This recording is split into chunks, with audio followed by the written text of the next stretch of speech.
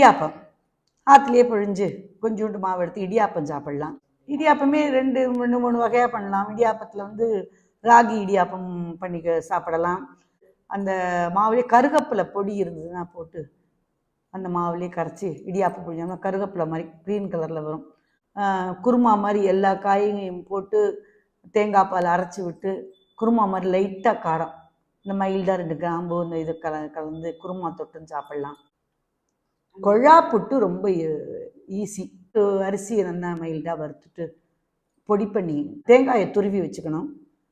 இதை வந்து இந்த மாவு நல்லா வெந்நீரை விட்டு நல்லா 2 உப்பு போட்டு பெசரிண்டு அடியில் தேங்காய் பூவு மேலே அந்த அரிசி மாவு, அடியில் தேங்காய் பூவு மேலே அரிசி மாவு, அப்படி நல்லா அந்த குழால் ஃபுல்லாக போட்டு வச்சு வேக வச்சிடணும். 2 மினிட்ஸில் வெந்துடும் அது. அதை எடுத்துகிட்டு தட்டினோம்னா சின்னதாக வரும்.